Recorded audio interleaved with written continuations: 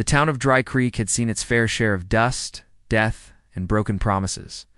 But no one ever forgot Sheriff Elias Boone. It was 1883. Dry Creek sat on the edge of the Colorado Territory, half legend. The kind of place where trouble rode in wearing a smile and left wearing a pine box. Sheriff Boone had kept peace with a quiet word and an unshakable stare. He wasn't flashy. He wasn't quick with a gun. But he didn't need to be, because when Elias Boone said something, folks listened. Until one day he vanished. No note, no goodbye, just his badge left on his desk, a single bullet beside it. The sun was still up when Deputy Cal Morgan found the office empty. He ran through town calling the sheriff's name, but all he found were rumors. Maybe he caught up with the Carson gang again. Maybe he finally followed that old ghost trail he talked about.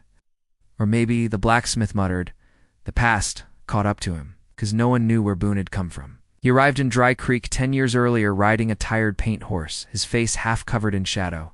He didn't talk much about the war or the scars on his hands. But sometimes at night, you'd hear him walking the jail floor, humming a tune that wasn't from around there. Something old, something mournful. For 3 weeks after his disappearance, the town was quiet, too quiet.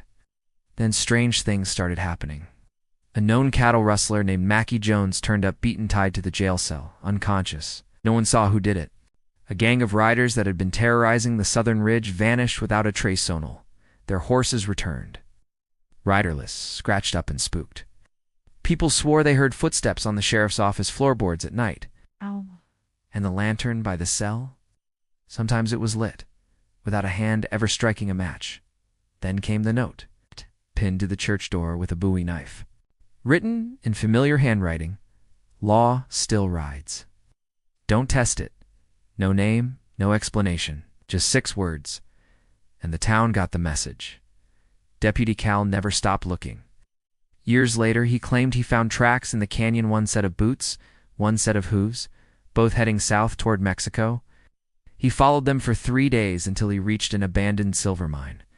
Inside was an old tin badge, half buried in the dust. But no body. Some say Boone had a bounty on his head and faked his death. Others say he gave up on justice after what he saw in the war. But Mia, the saloon keeper's daughter, who was just a child back then, remembers seeing a tall figure in a hat ride by one night, long after the town had gone quiet. The moon was high. The figure never looked back.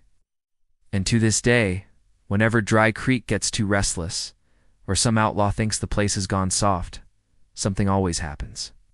A warning shot through a window, a noose found on a fence post, or a note left behind with just 6 simple words. Law still rides. Don't test it. Because some legends never die.